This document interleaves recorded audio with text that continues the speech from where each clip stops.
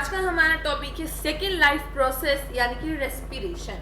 तो आज हम टॉपिक्स कवर करेंगे रेस्पिरेशन और उसकी types, then break down of glucose by different pathways, ATP organ that helps in exchange of gases, respiration in humans, then human breathing mechanism and respiration in plants। तो respiration क्या होता है? ये food substances का oxidation होता है जिसके साथ साथ एनर्जी भी रिलीज होती है। That is glucose plus oxygen is converted into CO2 plus water plus energy is released in living cells. दो टाइप्स हैं हमारे रेस्पिरेशन की, एरोबिक और एनारोबिक। एरोबिक रेस्पिरेशन में ऑक्सीजन की प्रेजेंस होती है, कंप्लीट ऑक्सीडेशन होता है ग्लूकोज का, एंड प्रोडक्ट्स जो होते हैं दैट इज ग्लूकोज जो होता है उसे CO2 और वाटर में कन्वर्ट करा जाता है। बहुत ज़्यादा अमाउंट में एनर्जी रिलीज होती है, अबाउट 38 ATPs एनर्जी है जो है हमारी एरोबिक रेस्पिरेशन में रिलीज होती है। एनिमल्स और प्लांट सेल्स में होता है ये। अगर रिएक्शन की बात करें सो C6H12O6 plus 6O2 is converted into 6CO2 plus 6H2O plus 686 calories. अगर एनारोबिक जो सेकंड टाइप है रेस्पिरेशन उसकी बात करें तो एब्सेंस में होता है ऑक्सीजन के, इनकम्प्लीट ऑक्सीडेशन होता है ग्लूकोज का, एंड प्रोडक्ट्स होते हैं या तो एथाइल अल्कोहल या फिर लैक्टिक एसिड प्लस CO2। बहुत ही कम अमाउंट जो है एनर्जी की लिबरेट करी जाती है, अबाउट 2 ATPs ही लिबरेट होती हैं। एनारोबिक बैक्टीरियाज और ह्यूमन सेल्स में होती है एनारोबिक रेस्पिरेशन। रिएक्शन देखें तो C6H12O6 ऑक्सीजन यहाँ पर नहीं होता बिकॉज एब्सेंस में होता है, which gives 2C2H5OH plus 2CO2 plus 56 calories. Next topic है break down of glucose by different pathways. तो फर्स्टली चाहे एरोबिक रेस्पिरेशन हो या एनारोबिक रेस्पिरेशन हो, पहले ग्लूकोज को दैट इज 6 कार्बन मॉलिक्यूल को पायरुवेट में यानी कि 3 कार्बन मॉलिक्यूल में कन्वर्ट करा जाता है। उसके बाद जो यीस्ट है उसमें ऑक्सीजन की एब्सेंस होती है तो वहाँ पर पायरुवेट कन्वर्ट होता है एथाइल में, एथेनॉल में प्लस CO2 में प्लस एनर्जी में। तो ये एनारोबिक रेस्पिरेशन है because it takes place in the absence of oxygen. अगर माइटोकॉन्ड्रिया में देखें तो ऑक्सीजन की प्रेजेंस होती है तो ये कन्वर्ट होते हैं CO2 में प्लस वाटर में प्लस एनर्जी में। अगर हम ह्यूमन मसल सेल्स में देखें तो वहाँ पर ऑक्सीजन की कमी होती है और वहाँ पर पायरुवेट लैक्टिक एसिड और एनर्जी में कन्वर्ट होता है। यही कारण है कि अगर हम कोई एकदम से सडन एक्टिविटी करते हैं तो हमें एकदम से दर्द होने लग जाता है। क्यों? बिकॉज वहाँ पर ऑक्सीजन की कमी थी और लैक्टिक एसिड प्रोड्यूस हुआ, इस वजह से वहाँ पर जो है हमें सडनली क्रैम्प्स होते हैं। Next topic is ATP। तो ATP यानी कि energy currency of the cell that is adenosine triphosphate जो होती है वो सेल की एनर्जी करेंसी होती है। जो एनर्जी रेस्पिरेशन के टाइम पर रिलीज होती है वो एज अ ATP की फॉर्म में स्टोर करी जाती है जो कि बाद में सेल्स में एज अ फ्यूल एक्ट करती है। और साथ ही साथ जो एनर्जी रेस्पिरेशन के टाइम पर रिलीज हुई उसे ATP बनाई भी जाती है। Adenosine triphosphate plus phosphate gives adenosine triphosphate. Adenosine diphosphate था प्लस फॉस्फेट हुआ तो एडिनोसाइन ट्राइफॉस्फेट हो गया। अब जो एक ATP का मॉलिक्यूल होता है वो 30.5 kg पर मोल एनर्जी रिलीज करता है। देन ATPs जो होती है मसल कॉन्ट्रैक्शन के लिए, प्रोटीन सिंथेसिस के लिए और नर्व इम्पल्सेस के कंडक्शन के लिए यूज होती हैं। ATP को ब्रेक करा जा सकता है और वो जो एनर्जी उसमें से रिलीज होगी वो काफ़ी एंडोधर्मिक रिएक्शंस में भी यूज करी जाती है। नेक्स्ट है ऑर्गन्स जो कि गैसियस एक्सचेंज में हेल्प करते हैं। तो जैसे ह्यूमंस हैं, फ्रॉग्स, बैट्स, रैट, कैट, इन सब के अंदर लंग्स होते हैं गैसियस एक्सचेंज के लिए। फिश और टैडपोल में गिल्स होते हैं बिकॉज वो वाटर के अंदर सर्वाइव करते हैं। इंसेक्ट्स और कॉकरोचेस में ट्रैकिया होता है। फ्रॉग और अर्थवर्म के अंदर स्किन होती है।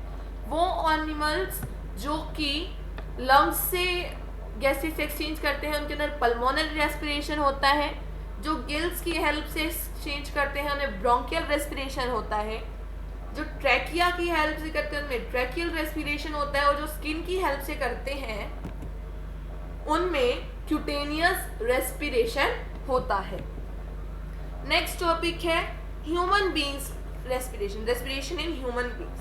तो रेस्पिरेटरी सिस्टम की हेल्प से ह्यूमन बींग्स में रेस्पिरेशन होता है। रेस्पिरेटरी सिस्टम दो पार्ट्स में डिवाइडेड है, respiratory tracts, respiratory organs. Respiratory tracts में हमारे आते हैं nostril, nasal chamber, pharynx, trachea and bronchi. और रेस्पिरेटरी ऑर्गन है हमारा लंग्स। अगर हम नोस्ट्रिल्स जो हमारा ट्रैक्स का फर्स्ट है उसकी बात करें तो नोस्ट्रिल्स ओपनिंग होती हैं। एक्सटर्नल ओपनिंग बाहर की साइड ओपन होती है और इंटरनल ओपनिंग जो होती है वो फेरिंक्स में ओपन होती है। नेजल चैम्बर जो एक्सटर्नल और इंटरनल नोस्ट्रिल है उनके बीच में जो जगह प्रेजेंट है वो नेजल चैम्बर होता है। स्मॉल हेयर्स प्रेजेंट होते हैं नेजल चैम्बर में जो कि एयर की फिल्ट्रेशन में हेल्प करते हैं। नेजल चैम्बर की लाइनिंग म्यूकस मेम्ब्रेन की बनी होती है जो कि एयर को फिल्टर करती है और एयर कंडीशनिंग में हेल्प करती है। फेरिंक्स जो होता है ये कॉमन पैसेज होता है एयर के लिए और फूड के लिए। ट्रैकिया को हम विंड पाइप भी कहते हैं। ये मस्कुलर पाइप होती है जिसके अंदर C shaped cartilaginous rings present होती हैं जो कि विंड पाइप की कोलैप्सिंग को प्रिवेंट करती है। जो ट्रैकिया होती है, जो ओपनिंग होती है ट्रैकिया की वो फेरिंक्स में ओपन होती है, उसे ग्लोटिस कहा जाता है और उसे वो कवर्ड होती है कार्टिलेजियस फ्लैप से जिसे हम एपिग्लोटिस कहते हैं। और एपिग्लोटिस का काम होता है that it prevents entry of any food material or any other material in trachea। क्योंकि अगर फूड मटेरियल हमारी ट्रैकिया में एंटर कर जाता है तो सांस लेने में दिक्कत हो जाती है। इस वजह से एपिग्लोटिस जो है किसी भी फूड मटेरियल की या फिर दूसरे मटेरियल्स की एंट्री को प्रिवेंट करता है। वॉइस बॉक्स या फिर जिसे हम लैरिंक्स भी कहते हैं वो ट्रैकिया की आउटर साइड पर प्रेजेंट होता है जिसके अंदर वोकल कॉर्ड्स होते हैं और वो साउंड प्रोड्यूस करते हैं। Fifth one is bronchi. Bronchi जो होती हैं, ट्रैकियाज जो होती हैं वो लंग्स में जाके स्मॉलर और स्मॉलर ट्यूब्स में डिवाइड हो जाती हैं जिन्हें हम ब्रोंकियाज कहते हैं। अब हम रेस्पिरेटरी ऑर्गन यानी कि लंग्स की बात करेंगे तो लंग्स दो होती हैं नंबर में। There are two lungs, they are two in number. They are present in thoracic cavity. They are covered by pleural membrane and the space between pleural membrane is filled with pleural fluid. Then left lung is smaller than the right lung. Left lung के अंदर एक cardiac knot present होती है जो कि heart को accommodate करती है। Primary bronchi secondary bronchi में divide होती है, वो आगे territory bronchi में divide होती है और territory bronchi जाके bronchioles में divide होती है। और जो ब्रोंक्लीज के टर्मिनल एंड्स होते हैं वहां पर सैक लाइक स्ट्रक्चर्स जो होते हैं वो दिखाई देते हैं जिन्हें हम एल्वियोलिस कहते हैं। जो एल्वियोलिस होती हैं वो लंग्स की स्ट्रक्चरल और फंक्शनल यूनिट्स हैं और जो वॉल्स होती हैं एल्वियोली की उनके अंदर ब्लड वेसल्स का बहुत ज़्यादा जो नेटवर्क होता है वो प्रेजेंट होता है। That is walls of alveoli contains extensive network of blood vessels। Next topic है ह्यूमन ब्रीदिंग मैकेनिज्म। इसमें दो प्रोसेसेस होती हैं, इनहेलेशन एंड एक्सहेलेशन। इनहेलेशन में इसे हम एक डायग्राम की हेल्प से समझते हैं। इनहेलेशन में क्या होता है, एक्सटर्नल इंटरकोस्टल मसल्स जो होते हैं वो कॉन्ट्रैक्ट हो जाते हैं, रिब्स रेज हो जाते हैं, चेस्ट आगे जो है यानी कि फॉरवर्ड मूव कर लेती है। देन डायफ्रागम की जो मसल्स होती हैं वो कॉन्ट्रैक्ट होती हैं, लोवर्ड हो जाती हैं और फ्लैटन हो जाती हैं। देन थोरैसिक कैविटी एक्सपैंड होती है, एयर प्रेशर थोरेसिक कैविटी में कम होता है और एयर जो होती है वो लंग्स में आ जाती है। फिर एक्सहेलेशन है दूसरी प्रोसेस, जिसके अंदर एक्सटर्नल इंटरकोस्टल मसल्स रिलैक्स कर जाते हैं, रिब्स जो होती हैं वो लोअर हो जाती हैं, चेस्ट जो होती है वो अंदर की तरफ मूव कर जाती है, डायफ्रागम की जो मसल्स होती हैं वो रिलैक्स हो जाती हैं और आगे की तरफ अपवर्ड्स कर्व्ड हो जाती हैं। देन थोरेसिक कैविटी जो है वो स्मॉलर हो जाती है। उसके बाद एयर जो होती है उसे लंग्स में लंग से जो है भेज दिया जाता है। यानी कि इनहेलेशन में लंग्स तक हवा पहुंचाई गई, देन उसके बाद एक्सहेलेशन में एयर जो है उसे लंग्स में से आउट जो है फोर्स कर दिया। देन एक इम्पॉर्टेंट फैक्ट होता है कि जो एक्वेटिक एनिमल्स हैं और ऑर्गेनिजम्स हैं उनकी ब्रीदिंग रेट टेरेस्ट्रियल ऑर्गेनिजम्स यानी कि हम जो ह्यूमंस हैं या जो एनिमल्स हमारे अर्थ के ऊपर रह रहे हैं उनसे ज़्यादा होती है, टेरेस्ट्रियल ऑर्गेनिज्म से ज़्यादा होती है। क्यों? क्योंकि टेरेस्ट्रियल ऑर्गेनिजम्स तो एटमॉस्फेयर से एयर से ऑक्सीजन ले रहे हैं, बट एक्वेटिक एनिमल्स को जो है डिजॉल्व्ड ऑक्सीजन लेनी पड़ती है वाटर में। अब एयर के कंपैरिजन में वाटर में तो बहुत ही कम ऑक्सीजन डिजॉल्व होती है, इस कारण से अपनी जो है बॉडी की ऑक्सीजन नीड्स को पूरा करने के लिए उन्हें जो है अपना ब्रीदिंग रेट बढ़ाना पड़ता है। Then transportation of O2 and CO2 in our body. O2 जो होता है दो वेज से ट्रांसपोर्ट करा जाता है और हीमोग्लोबिन का बहुत ही बड़ा रोल होता है O2 की ट्रांसपोर्टेशन में। तो फर्स्ट है chemical combination with haemoglobin in red blood cells, यानी कि आरबीसीज में हीमोग्लोबिन के अंदर केमिकली कॉम्बाइन होकर के अबाउट 97% CO2 चला जाता है और अबाउट जो 3% हमारा रह गया है वो as a dissolve state in water of plasma and blood cells उनमें डिजॉल्व होके चला जाता है। अगर CO2 की बात करें तो 3 मेथड्स हैं।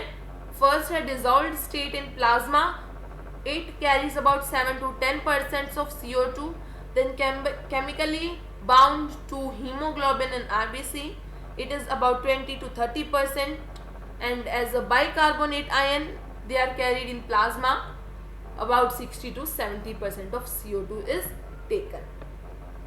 Then next topic is respiration in plants. So जो respiration होता है plants में उसमें गैसेस एक्सचेंज जो होता है वो स्टोमेटा की हेल्प से होता है प्लांट्स में। By the process of diffusion large intercellular space present होता है जो कि ये इंश्योर करता है कि जितने भी सेल्स हैं वो डायरेक्ट कांटेक्ट में है एनवायरनमेंट के। और जो डिफ्यूजन की डायरेक्शन है वो दो कंडीशंस पर डिपेंड होती है। First one is environmental conditions and second is requirement of plants.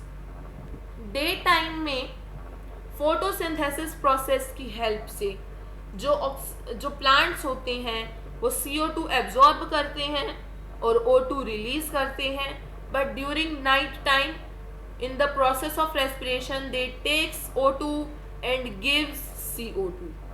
सो ये है हमारा रेस्पिरेशन इन प्लांट्स। एक बहुत ही इम्पॉर्टेंट फैक्ट है पहला ये कि जो एल्वियोलर सरफेस है ह्यूमन बॉडी का, अगर उसे स्प्रेड करा जाए तो ये लगभग 80 मीटर स्क्वायर एरिया को कवर करेगा। इसका मतलब ये है कि हमारे पास गैसियस एक्सचेंज के लिए एक लार्ज एरिया है, लार्ज सरफेस एरिया है। सेकंड पॉइंट है कि अगर डिफ्यूजन ही वो प्रोसेस हो जिसकी मदद से हमारी बॉडी में ऑक्सीजन की ट्रांसपोर्टेशन हुई, तो ये एस्टिमेट करा गया है दैट अबाउट 3 इयर्स लग जाएंगे लंग्स से टोज में एक ऑक्सीजन मॉलिक्यूल को पहुंचने में। इसी कारण से हमारे पास रेस्पिरेटरी पिगमेंट हीमोग्लोबिन होता है। सो आज हमने कवर करी रेस्पिरेशन यानी कि हमारी second life process. If it is beneficial to you, then hit the like button, subscribe to my channel and click on the bell icon so that you can get all the updates of my videos. Thank you.